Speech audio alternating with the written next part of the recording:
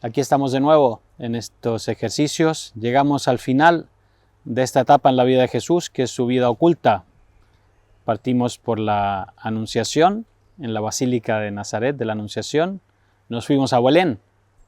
Estuvimos con los magos, estuvimos con los pastores, estuvimos con María y José, los acompañamos en ese viaje. Y ahora estamos de vuelta en Nazaret, aquí donde hemos visto un poco la Basílica de la Sagrada Familia, o la iglesia, la capilla de la Sagrada Familia, donde se dice que José tenía su casa con María y tenía su taller de trabajo. Entonces, obviamente no era como lo vemos ahora. Le pedimos a San José que nos acompañe en esta meditación, que nos enseñe lo que significa la vida oculta. Pensemos que, como dice en la imagen que vino a Nazaret y estaba ahí para que se cumpliera la Escritura. Y estuvo 30 años, dice el Evangelio de San Mateo, después de que muerto Herodes, el ángel se apareció en sueños a José en Egipto y le dijo: levántate, toma contigo al niño y a su madre y vete a la tierra de Israel, porque ya han muerto los que buscaban la vida del niño. Él se levantó, tomó consigo al niño y a su madre, entró en tierra de Israel, pero al enterarse de que Arquelao reinaba en Judea, en lugar de su padre Herodes, tuvo miedo de ir allí, y avisando en sueños se retiró a la región de Galilea, y fue a vivir en una ciudad llamada Nazaret, para que se cumpliese lo dicho por los profetas. Esto es el final del capítulo 2 de San Mateo. En cambio, Lucas, en dos partes, nos habla de la vida oculta. Dice al final del capítulo 1, después de la presentación en el templo, después de la presentación en el templo, dice que Jesús se cumplieron todas las cosas según la ley del Señor. Volvieron a Galilea, a su ciudad de Nazaret. El niño crecía y se fortalecía, llenándose de sabiduría, y la gracia de Dios estaba sobre él. Y lo mismo al final del capítulo 2, esto está a la mitad, ¿no? En Lucas 2, 39 y 40. Y al final del capítulo 2, en el capítulo 51, dice: bajó con ellos, vino a Nazaret y vivía sujeto a ellos. Vivía sujeto a ellos. Su madre cuidaba cuidadosamente todas las cosas en su corazón. Jesús crecía en sabiduría y en estatura y en gracia ante Dios y ante los hombres. Y esto es la única referencia que tenemos de 30 años de vida. Sí, hay episodios, Jesús que se pierde y es encontrado en el templo. Hemos leído, ¿no? Desde que comenzamos esta parte de la Anunciación en adelante, les dije que sería bueno leer con calma los dos primeros capítulos de San Lucas, el capítulo 1 y 2 de San Mateo, que hablan de la infancia. Es la única referencia que tenemos a la infancia de Jesús. 30 años, dice después inmediatamente el capítulo 3, ¿no? En el versículo 23 de San Lucas, cuando comienza la vida pública, dice: tenía Jesús al comenzar unos 30 años. Se creía que era hijo de José, etcétera, y va Y cuando va a la sinagoga en Nazaret, sus paisanos, sus amigos, dicen: ¿no este es el hijo del carpintero? ¿No es este el hijo de José? Y esas son las referencias. Jesús era uno más, 30 años. Ahora Nazaret es una de las ciudades más grandes, tiene, no sé, más de 50,000 habitantes. Entonces es muy difícil, ahora estamos aquí en Nazaret, hacernos una idea de cómo era. Pero seguramente la basílica que está abajo, ¿no? Enfrente mío ahora, y la casa de José no habrá sido más grande que eso, la aldea de Nazaret en ese tiempo. Si tenía 500 personas como habitantes ya es mucho, creo. Lo estoy exagerando. Era un caserío. De ahí pasó el Hijo de Dios 30 años. 30 años de su vida. ¿Qué nos dice esto? Señor, tú que por mí quisiste pasar 30 años de vida oculta. Sí, una escapadita ahí al templo para recordarle a tus papás que eras el Hijo de Dios, que tenías que en algún momento, que aunque estuvieran estos 30 años, te estabas ocupando de las cosas de tu Padre, que era el plan de Dios. Y este mundo que nos llama tanto la atención, el ser vistos, el ser considerados, el ser tomados en cuenta.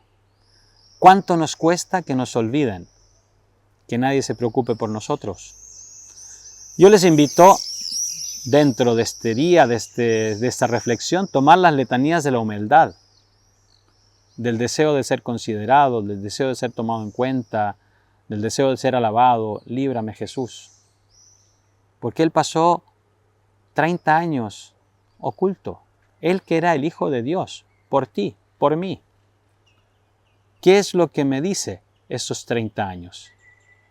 Incluso, una vez meditando en esta vida oculta, pensaba, incluso el santo más santo, más del 60% de su vida fue oculta.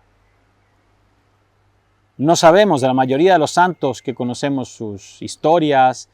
Claro, conocemos su vida pública, sus grandes acciones, sus grandes obras, pero eso que está oculto, esa relación íntima con Dios, esa vida de cada día, no la relatan las hagiografías. ¿Por qué? Porque es aburrido.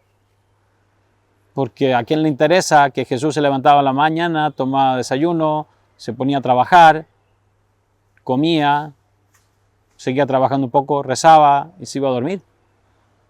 Tal vez iba a hablar un poco, visitaba alguna familia. No hay ningún milagro, no hay fuegos artificiales. Seguramente iba a la sinagoga los sábados. Y así, pasar un año tras otro. ¿Cómo nos cuesta a veces esa rutina diaria? Y ahí es donde tenemos que meter a Cristo, en el día a día, en esas pequeñas elecciones que hacemos cada día, desde que me levanto hasta que me voy a dormir. Por eso siempre es bueno levantarse con una oración, al menos una señal de la cruz, donde dice, Señor, aquí estoy, gracias por este nuevo día. Tener esos momentos de encuentro que llenen de Cristo mi rutina diaria. ¿Con qué llenas tu rutina diaria? No estoy en contra de las redes sociales, ni de la televisión, ni del internet. Son cosas, son instrumentos. Pero ¿de qué lo llenas tú? ¿De momentos de encuentro? Incluso no es que tienes que estar en la iglesia rezando todo el día. Si eres monja de clausura o monje benedictino, monje cartujo, bien. Pero el normal de la gente, tienes tu vida diaria, tu vida familiar. ¿Qué sentido le das a eso? ¿Qué sentido le das al trabajo que a veces puede ser pesado? ¿Cuánta gente hay que hace un trabajo rutinario que no le gusta? ¿Por qué? Porque es lo único que tiene y tiene que dar de comer a su familia. Y ahí está el saber ofrecer. Saber ofrecer solo a los ojos de Dios, porque obviamente que nos gustaría ofrecerle una santidad quizá de grandes milagros, que nos gustaría ofrecerle al Señor grandes obras de misericordia que ayuden a los más necesitados, grandes escritos, etc. Pero tantas veces no tenemos eso. Nuestra vida es en su 80% vida oculta, pero agradable a Dios. No porque sea oculta no es agradable a Dios. Entonces eso es lo que tenemos que aprender de Jesús, que viene hoy a mí, en estos textos del Evangelio, que viene hoy a mí y me dice, mira, yo viví 30 años oculto por ti. ¿Qué te dice eso? ¿A qué te llama? Y como les dije, pidámosle a San José, que estuvo también, después de este pasaje que les leí de San Mateo, San José desaparece del mapa, cumplió su misión, custodiar a la Sagrada Familia, en algún momento de esta vida oculta, por lo que creemos, en ninguna parte se habla, habrá muerto San José.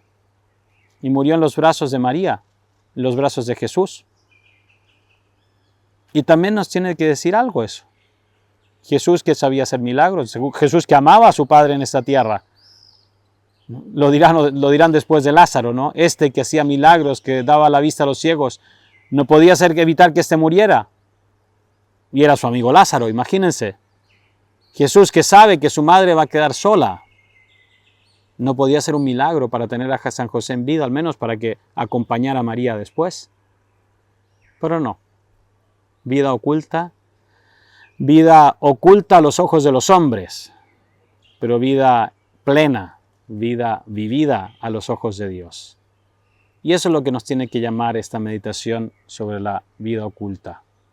Señor, quiero vivir bajo tu mirada. Los hombres a veces me consideran, a veces no. Les voy a dejar las letanías de la humildad o un acceso, un link abajo para que puedan rezarlas y meditarlas. Creo que nos ayuda mucho rezarlas, contemplarlas a la luz de la vida oculta de Jesús en Nazaret. Mañana empezamos, o la próxima meditación, perdón, empezamos una subida. Ya estamos entrenados, no va a ser tan difícil como la subida de la primera semana, pero sí es una subida importante. Es importante, las próximas 3 meditaciones son muy importantes dentro del camino de ejercicios espirituales. Entonces les pido que no se distraigan. Que no se distraigan si en la registración, que a veces en el lugar pueden pasar cosas, ¿no? Que uno no está ahí en el momento, no las controla. Entonces no se queden en las cosas externas. Les pido mucha atención, mucha dedicación en los próximos días, porque aquí se juega todo. Más que en la primera semana, que caminos cuaresmales los hemos hecho siempre, ¿no? Sacrificio, etcétera, más o menos, sí, nos hemos purificado tantas veces. Este camino que me lleva a una elección de vida, a una decisión de cara a Dios, tal vez no lo hemos hecho.